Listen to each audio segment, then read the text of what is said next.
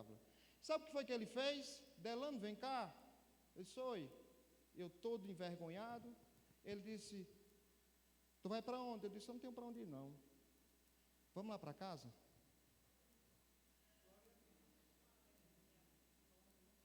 Escute que ainda vai ter coisa boa. Me levou lá para a casa dele, me botou dentro de uma rede, a casa dele tinha um pé de coco, estava lotado de coco, tirou o coco, me deu água de coco, me deu almoço, tomei um banho e me levou de volta. Delano, se for precisar para dormir, você dorme lá em casa também. O dia de amanhã só pertence a Jeová. Senhoras e senhores, o Senhor nos vai permitindo situações dessa forma, para a gente entender, aleluia, que nós devemos depender de Deus. Essa insatisfação nos leva a compreender que eu preciso todos os dias melhorar, eu preciso me alinhar com Jesus, e se eu me comparar aos fracos, aos trôpegos, será muito fácil eu caminhar, mas quando eu me comparo com Cristo Jesus, aí eu percebo, senhoras e senhores, que eu preciso melhorar muito, e esse é o primeiro elemento que Paulo estava apresentando à igreja e apresentando a nós. Esteja insatisfeito todos os dias, se compare a Jesus, para você fazer mais e cada vez mais melhor, para a glória do nome de Jesus. O segundo elemento é a dedicação. A dedicação, o apóstolo Paulo diz, uma coisa faço. Ele declara nessa pequena frase, uma coisa faço, ele está dizendo assim, Paulo tinha na realidade olhos fixos na meta e não se desviava do seu objetivo de forma alguma. Era um homem justamente dedicado exclusivamente à causa do Evangelho, não se deixava distrair pelos interesses ou por outros interesses. Sua mente na realidade estava voltada inteiramente, exclusivamente para fazer a vontade de Deus. Queridos irmãos, mas nós temos muitos concorrentes.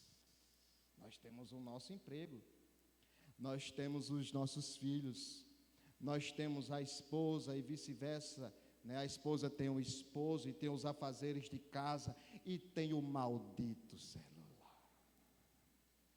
Me desculpe dizer maldito, que é uma bênção para quem sabe usar, mas o fato é que as tecnologias informacionais atualmente têm levado as pessoas, sem perceber, ficarem distantes de Deus. São vários os concorrentes. E aí é justamente o segundo elemento que Paulo está nos apresentando: se dediquem ao reino. E se dedicar ao reino, senhoras e senhores, chegar aqui uma celebração cultica e de repente a gente cobrar que o culto seja pleno do Espírito Santo, cobrar que o culto seja pleno de Deus, seja um culto celebrativo ao Senhor, cheio do Senhor, cheio de Deus, quando na verdade em casa nós ficamos 24 horas, não 24 horas, nós passamos parte do dia quase inteiro no celular, nas redes sociais, sem orar, sem ler a Bíblia, sem um devocional. Nós não temos autoridade nenhuma para nós, muito menos para cobrar dos outros. Essa dedicação que Paulo está falando aqui é aquilo que também comunga justamente com Lucas 9:62, que diz que aquele que põe a mão no arado já não pode mais voltar atrás, olhar para trás, porque este jamais estará apto do reino de Deus. Lembra de Marta, por exemplo? Exemplo basilar, muito embora eu concordo que toda comunidade de fé tem que ter uma Marta. As pessoas costumam muito criticar Marta e apedrejar Marta como se ela fosse alguém que fizesse tudo errado. Não. Precisa-se ter Marta dentro da comunidade de fé. Marta era aquela que, enquanto estavam escutando a palavra, Marta estava trabalhando, fazendo o jantar, aprontando o jantar para Jesus e a sua comitiva. E a comunidade de fé precisa ter pessoas aptas a isso, que trabalhem nisso. O único problema de Marta é que ela mergulhava nas coisas dos afazeres de casa e esquecia de justamente ouvir a palavra de Deus. Isso é muito semelhante a nós, porque se dedicava demais aos afazeres de casa, se dedicava demais às questões profissionais, se dedicava demais a tudo isso, e esquecia do melhor, que era estar aos pés de Cristo Jesus. Queridos irmãos, nós vamos percebendo que há crentes, então, que dividem a sua atenção com muitas coisas, porque justamente há muitos concorrentes, e aí nós somos convidados por Deus para nos concentrar na obra do Senhor, como Neemias, por exemplo. Quem lembra de Neemias, que Deus levanta, pastor Josenildo, num momento crucial do povo de Deus, e os muros de toda daquela comunidade, toda aquela região estavam derrubados, e ele chorou, e ele viu toda aquela situação, e não tinha ninguém. Deus levanta Neemias, e ele vai reconstruir os muros. Enquanto ele está construindo os muros, ou reconstruindo, lá vem os Sanbalates, dedicado, fazendo a obra de Deus, e os Sanbalates. Os Sanbalates são aqueles que nem faz e critica quem está fazendo. Os Sanbalates, senhoras e senhores, são aqueles que é insatisfeito consigo, e quando Deus levanta outro no lugar dele, ele fica irado. Os Sanbalates foram justamente aqueles que foram espiar o que Neemias estava fazendo, e aí soltou, influenciando outras pessoas negativamente, ou tentando influenciar as pessoas negativamente, porque na obra tem os Sanbalates que acabam influenciando outras pessoas, fazendo a coisa, agindo, trabalhando. Aí chega o Sanbalate, sabe, vai trazendo uma palavra nociva, que denigre, e aí começa a influenciar, e a gente percebe isso no olhar, sabe, até o tratamento a gente percebe isso. Eu costumo conversar com minha esposa, porque o Senhor nos dá o discernimento, e às vezes eu digo, fulano está diferente. Por quê? Há uma barreira. Sanbalates nem faz e nem quer deixar você fazer. Mas o Senhor está dizendo aqui a você e a mim, se dedique na obra de Deus. Oh, aleluia. Sabe qual foi a resposta de Neemias para Sanbalate? Neemias disse, eu não posso descer para ouvir. Esse descer é tão emblemático, é tão forte, que esse descer, ele dizendo assim, eu não posso ir a seu nível de criticidade, você não faz nada, você só vive colocando defeito, nada presta para você. Eu estou ocupado numa grande obra, e é a obra de Deus. Há pessoas que de repente tentam negativar, tentam influenciar você, tentam fazer você parar. Dê-lhe a resposta que Neemias deu. Eu não posso parar para lhe ouvir, meu amigo, minha amiga, porque eu estou ocupado na obra de Deus. Aleluia. Oh, bendito seja o nome de Jesus. Deus está nos convidando, inclusive, a fazer parte desse novo tempo. Deus tem trazido um novo tempo para essa comunidade. Alguns já enxergaram e já comentaram conosco. Outros enxergam, mas talvez não entendam. Mas Deus está nos convidando. Ele está convidando você para fazer parte desse novo tempo de milagres, de paz e de bênção nesta igreja. Porém, é preciso nós, além de enxergarmos, entendermos, é preciso nós decidirmos viver o novo de Deus, porque tem pessoas que vivem indecisa. Tem pessoas que é indecisa, qual é a roupa que eu vou? Eu vou com esse sapato, eu vou com marrom, eu vou com essa calça, eu vou com essa blusa, eu vou com o quê? Eu como o quê? Hoje eu vou fazer o quê no jantar? Homem, pelo amor de Deus, decida. Decida. Só que muito mais excelente, decida viver o novo de Jesus. Já dizia um certo teólogo, não decidir é decidir. Quando a gente não decide, a gente está decidindo não decidir. E sabe aquele ditado que diz, todo caminho serve para quem não sabe o que quer? Quem não sabe para onde vai, todo caminho serve. Aí a pessoa chega assim para você e diz: para onde eu vou? Eu disse: não sei, vá para onde você quiser. Você não sabe o que quer? Mas nós estamos aqui, convidados por Deus, sendo chamados por Deus, para justamente caminhar e viver o novo de Deus. Então devemos estar dispostos a seguir a liderança do Cristo de Deus e abraçar as novas direções. Por último, nós vamos perceber que além da insatisfação, da dedicação, o terceiro elemento é direção. Um atleta, e esse atleta de Jesus, mas o atleta olímpico, ele sempre estava insatisfeito com tudo aquilo que ele fazia, ele treinava, ele lutava, e por isso que ele melhorava. E ele se dedicava tanto, e aqui eu lembro, eu estava me lembrando esses dias, abriu um novo concurso para o Estado, e também aqui para o município de Natal, e há cerca de quase 10 anos, que foi em 2015, quando eu fui estudar para o concurso do Estado, eu parei cerca de 100 dias da minha vida, eu parei. Eu desliguei o telefone, saí de rede social, quem quisesse falar comigo, que ligasse.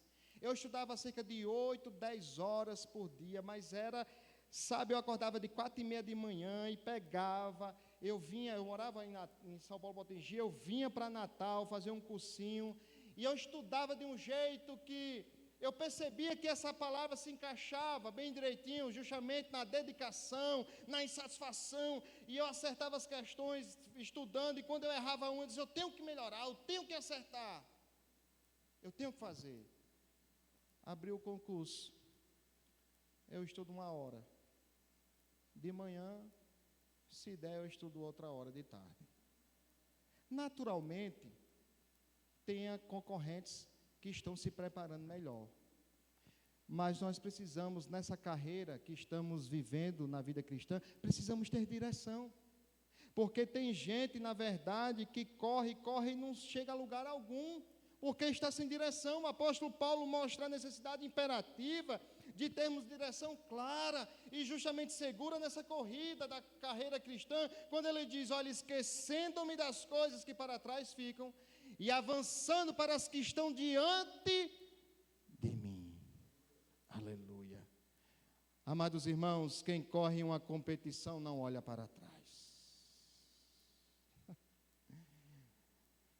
Sabe, tem pessoas que estão correndo.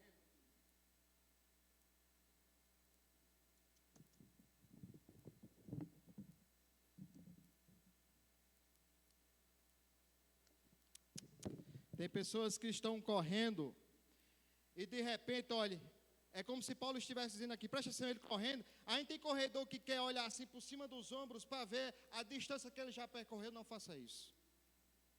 Não faça isso. Esqueça o que ficou para trás.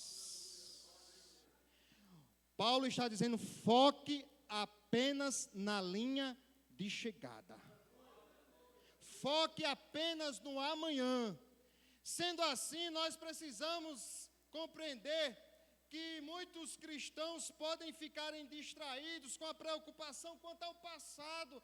E na realidade, Paulo está dizendo: olha, nós precisamos deixar para trás as falhas, os arrependimentos, os traumas do passado, como mágoas, feridas, injustiças. Tem pessoas que depois de 5, 6, 10 anos não conseguem se libertar de algo que ele vivenciou no passado, uma injustiça que cometeram com ele, e ele não consegue dar um passo mais adiante, um passo à frente, porque ele está preso, isso está aprisionando, e o Senhor está dizendo: deixa para trás o que ficou lá atrás e olha para frente, porque eu tenho um futuro intacto para a tua vida. Se Paulo, o próprio Paulo, vivesse remoendo o passado, olhando para o passado, a vida dele seria um verdadeiro inferno. Porque Paulo poderia justamente lembrar do passado dele e dizer assim: puxa vida, eu matei tanto crente, eu prendi tantos, botei na carceragem, botei na prisão, prendi tantos. Se ele tivesse remoendo isso, com certeza a vida seria um inferno. Mas Deus nos chamou para termos novidades de vida e vivermos em novidade de vida. Senhoras e senhores, é dentro dessa perspectiva que eu estou querendo aqui encerrar e dizer que olhar para o passado com saudosismo e deixar de justamente manter a direção correta, que é olhar para a frente e ficar olhando para trás, isso é muito perigoso. Tá, pastor, então o senhor me prova que olhar para trás é perigoso, com saudosismo. Saudosismo é com saudade. Ai, como era bom lá no passado. Ai, como era bom naquele tempo. E deixa de olhar para as novidades que Deus tem apresentado a nós. Lembra da mulher de Ló? A ordem de Deus é: sai daí, que eu vou chover fogo e enxofre em Sodoma e Gomorra. E tem uma coisa: não olhe para trás. Lá vai todo mundo saindo, aquele alvoroço, mas a mulher de Ló, com aquela saudade de Sodoma e Gomorra, com saudade daquela terra de pecado, com saudade de tudo aquilo, aí olhou assim e caiu na bobagem de olhar para trás. O que foi que aconteceu com ela? Se transformou-se numa estátua de sal. É perigoso olhar para trás com saudosismo. Quem lembra de Israel, senhoras e senhores? Israel que, para tomar posse da terra prometida, nós vamos perceber que foram enviados alguns espias, chegaram 10 espias negativos, influenciando o povo. A terra é boa, a terra mana leite e mel, olha aqui os cachos de fruta, mas tem gigantes. Josué e Caleb diz diferente. A terra é boa, a terra mana leite e mel. Realmente a terra tem gigantes, mas se Deus nos prometeu, a vitória é nossa. Eis a diferença de alguém que não se deixa influenciar pela negatividade dos que são sambalates, dos que têm negatividade, daqueles que não fazem e não quer deixar os outros fazer. Lembra de José do Egito? José do Egito tem as razões básicas para se vingar de seus irmãos, quando seus irmãos o traiu e levaram ele àquela vida terrível lá no Egito, e teve aquele momento do encontro de José, já governador, juntamente com seus irmãos. O crente carnal, aquele que na verdade não nasceu de novo, poderia trincar os dentes e dizer assim: agora você me paga. Você vai ver, seus infelizes. José do Egito não. José do Egito olhou para as circunstâncias e disse: tudo que nos aconteceu, tudo que me aconteceu, foi um plano de Deus. Isso é muito forte. Isso é muito forte. Há pessoas que não querem compreender, aceitar, entender os planos de Deus. E aquele homem que tinha justamente as razões para se vingar, disse: agora vocês vão presos, eu vou fazer vocês comer pão e água lá na carceragem, eu vou dar surra em vocês. Ele disse: não, meus irmãos, Deus permitiu isso, porque há uma fome gigante em toda a terra, principalmente aqui nas comunidades que cercavam o Egito, e Deus me trouxe aqui justamente para sustentar o povo, e inclusive vocês, a nossa família. Queridos irmãos, isso é alguém que justamente mantinha o foco, mantinha a direção, e dentro dessa perspectiva eu quero convidar a vocês a entender que nós devemos usar o passado de uma única forma. Nós devemos usar o passado como plataforma de lançamento. Sabe aquela pessoa que dá um passo para trás, mas só para pegar um impulso maior? É isso que nós devemos fazer. Se for para ir para trás, é só para pegar um impulso e dar justamente um pulo muito maior para a frente.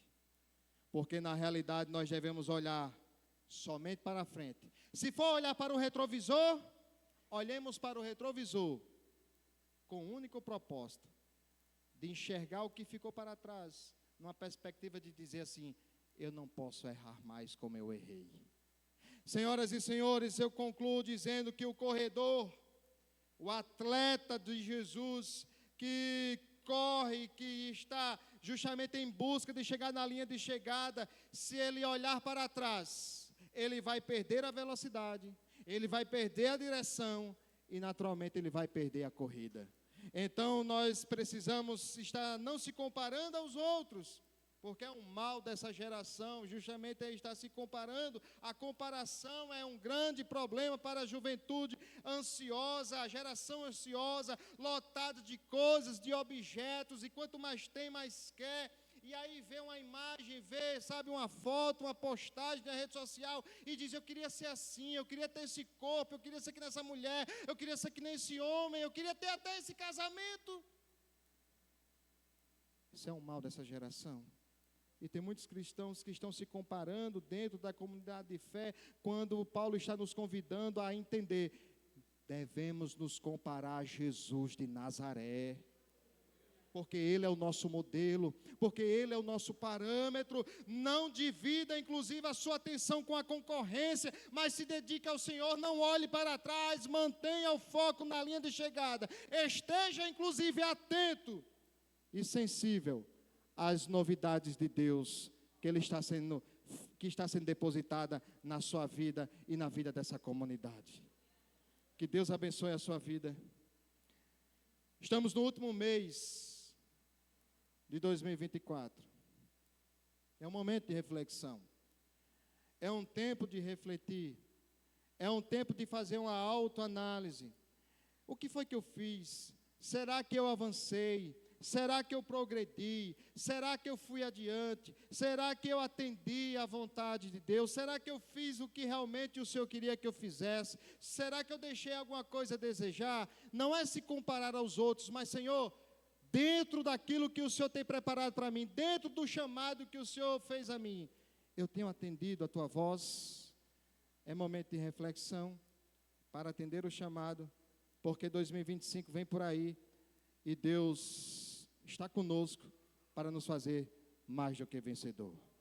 Que Deus abençoe a todos os irmãos. Em nome de Jesus, nós vamos celebrar a Santa Ceia.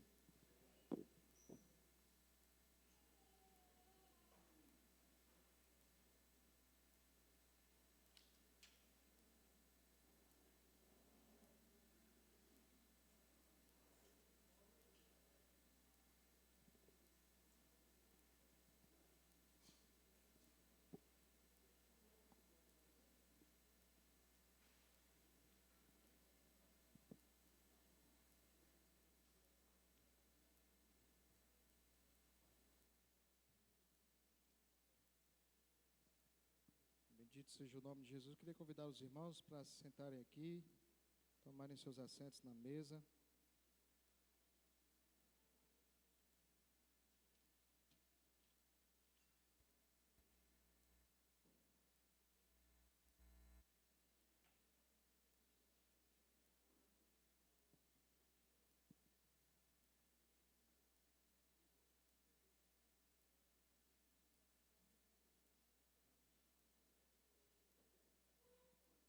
Glória a Deus.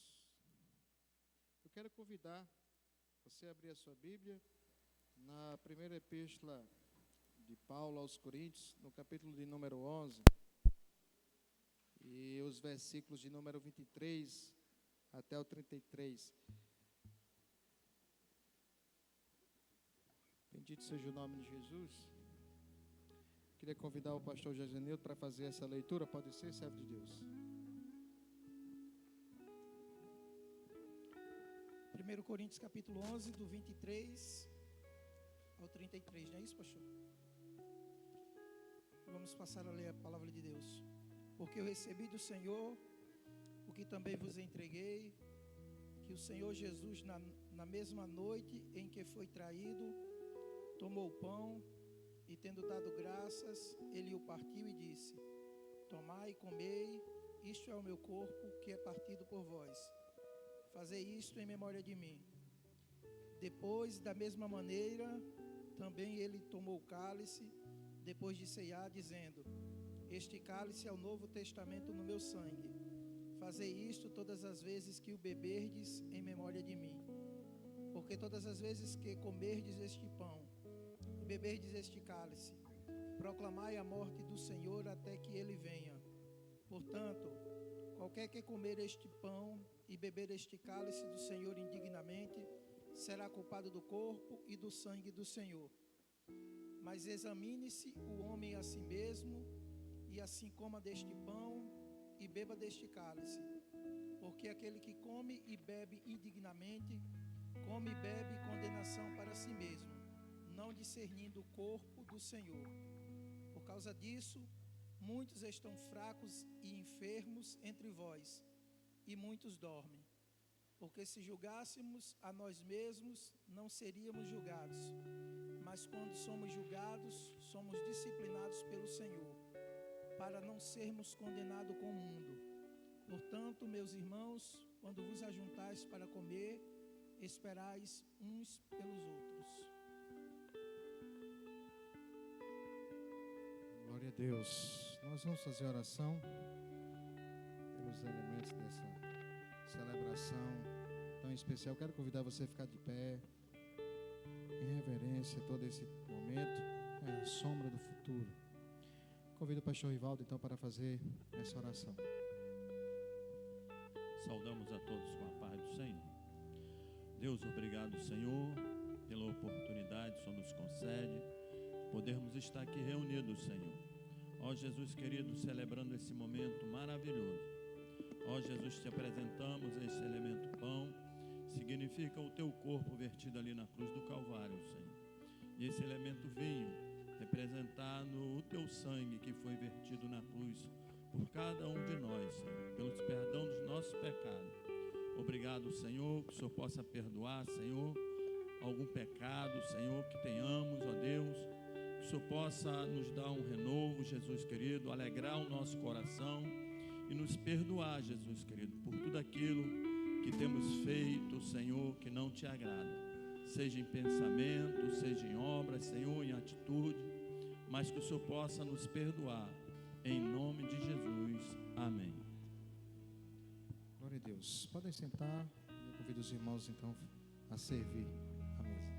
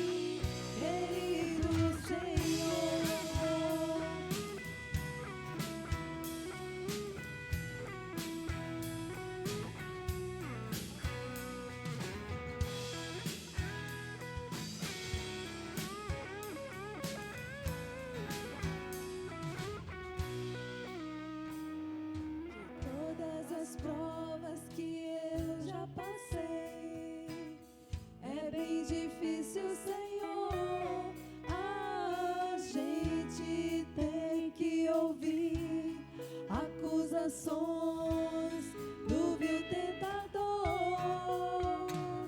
Lembranças do passado vêm e querem me fazer parar, ou mesmo palavras de alguém que não quer na gente acreditar. E quase parando, sem força e vigor, a gente lê a palavra e encontra bastante poder para vencer, continuar a jornada e ver que o passado ficou para trás, pois Cristo na cruz tudo já venceu, e saber que dele não lembra mais. Eu canto pra glória de Deus. Nenhuma condenação há para quem está em ti, Jesus, cuja vida coberta está pelo sangue que desceu da cruz. E provas virão investidas, ouviu o tentador, mas nenhuma condenação há para quem está em ti, querido Senhor.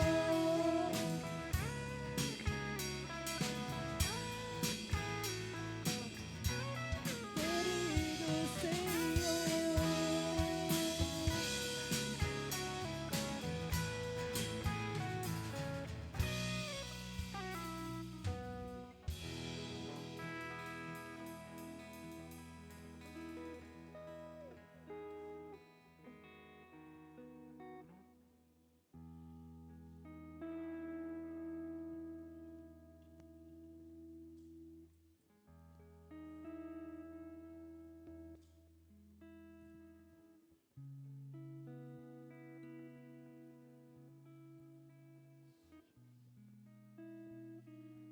Tem alguém aqui que ficou faltando receber? Levante suas mãos. O irmão aqui, Bergson, precisa receber aqui, o irmão Bergson. E lá atrás, alguém foi lá? Você viu lá atrás? Vocês viram lá atrás? Tá?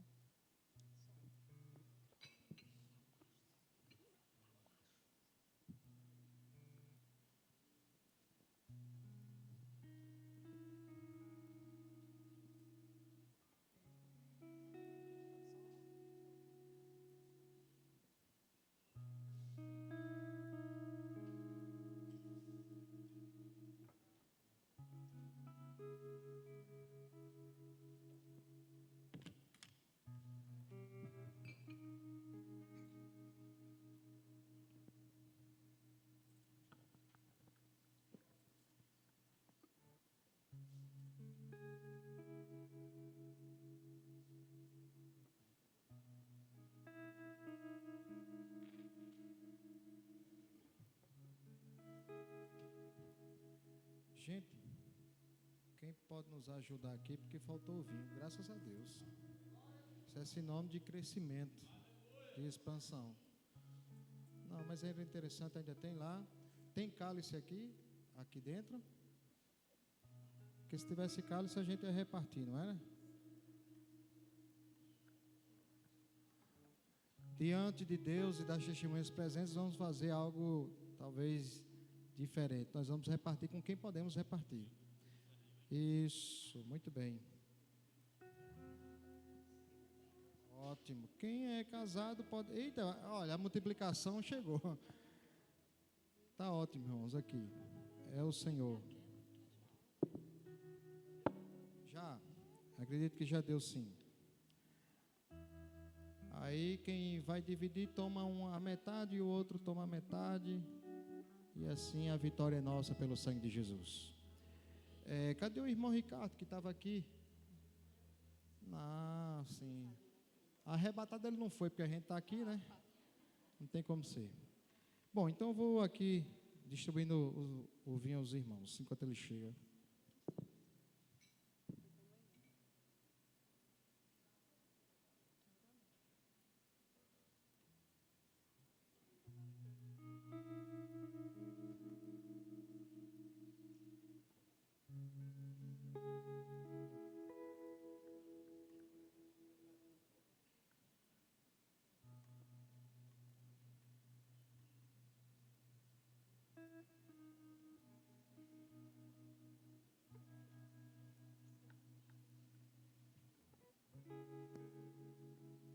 Os escritos sagrados dizem o seguinte: quando se ajuntardes, esperai uns. Então vamos cumprir a risca o que diz a palavra. Vamos esperar pelos nossos irmãos. Olha, meu Jesus amado, e tome vinho. É bênção. Isso. Mas chegou aqui já o bastante. Obrigado aos irmãos. Muito bem. Tome, Ricardo, o seu. Você pegou o pão não, né? Você está com pão não, né?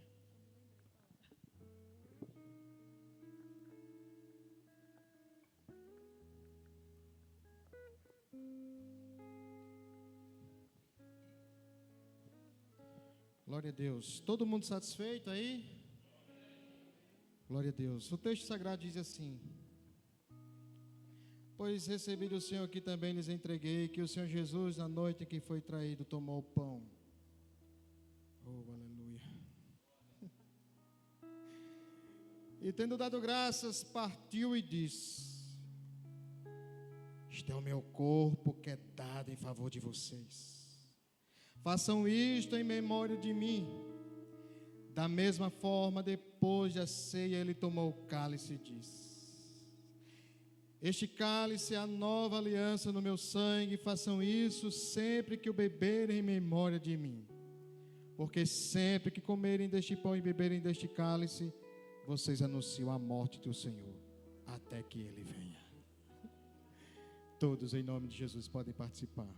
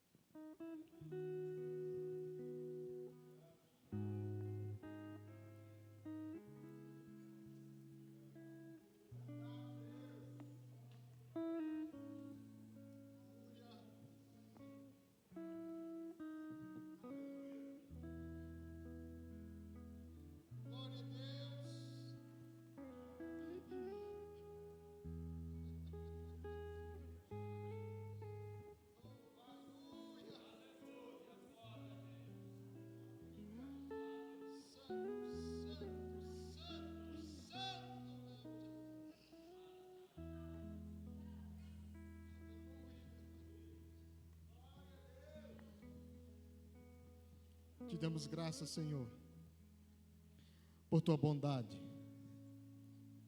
por tua graça. Obrigado por tua morte sacrificial, que nos trouxe vida e paz. Celebramos o teu nome hoje à noite, porque tu és o nosso Rei, tu és o nosso Senhor, tu és o nosso Salvador, tu és o nosso pastor, tu és o sumo pastor dessa igreja.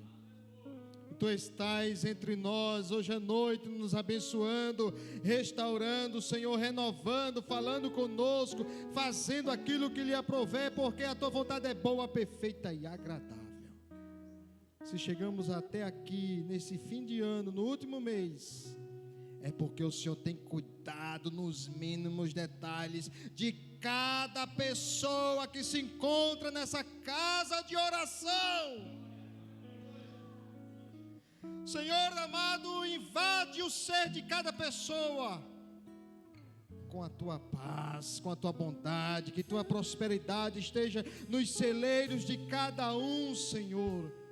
Que este último mês do ano seja incrível, seja ímpar, seja inesquecível, Senhor, e que o ano vindouro estejamos na tua presença. repreendemos todo o mal, neutralizamos toda ação negativa, na autoridade suprema que é no nome de Jesus. E aqui, Senhor, nós pedimos a Tua bênção e Te damos graça por tudo que o Senhor tem feito. E já estamos Te agradecendo pelo que o Senhor vai fazer por essa comunidade de fé. Senhor, é bom saber que a igreja continua de pé, se expandindo, crescendo, florescendo, frutificando e abençoando tantas outras almas. Essas portas ainda vão muitas pessoas entrarem por elas e dizer: só o Senhor é Deus no céu e na terra. Em nome de Jesus, estamos na Tua presença, soberano. Estamos entregues em Tuas mãos. Faça o que o Senhor quiser conosco, porque temos a certeza absoluta que os Teus planos, os Teus propósitos são muito maiores, muito melhores do que aquilo que estamos pensando. É no nome de Jesus que Te oramos, com o perdão de nossos pecados, e Te agradecemos. E a igreja concorda dizendo: que Deus abençoe a todos em nome de Jesus. Glória a Deus. Vamos ficar de pé. Bendito seja Deus. O pastor Gerson está lá no Alecrim, colaborando com as festividades de 91 anos da Igreja de Cristo naquela localidade. Por essa razão ele não pôde estar presente hoje à noite. Não, ele está no Alecrim. É no Alecrim. E por essa razão ele não pôde, mas vocês viram os avisos. Teremos atividades naturalmente nessa semana. Eu queria convidar os irmãos também já para o dia 12/12. Nós vamos ter a confraternização dos PGs aqui em São Vale, dia 12/12, tá bom? Uma quinta-feira às 19h30. Daqui para lá a gente vai colocando no grupo como é que a gente vai fazer, mas não vai fugir muito daquilo que vocês já fazem, que é justamente da comunhão, da unidade, de se expressar no PG, de trazer uma comida, um alimento. Pois é, eu preciso conversar isso com o pastor. É interessante essa palavra do pastor Vanilson. Ele perguntou: a gente entra em recesso, pastor? Eu disse: eu preciso combinar isso com o pastor Gerson. Eu gosto sempre de estar debaixo de autoridade. Se ele disser que sim, a gente entra em recesso. Mas dia 12/12 nós estaremos aqui celebrando o Senhor e se confraternizando com os PGs. Amém? Estenda suas mãos. Que a graça do nosso Senhor Jesus, o amor de Deus e as consolações do Espírito Santo do Senhor seja com todos, desde agora e para todos sempre. E a igreja concorda dizendo: amém.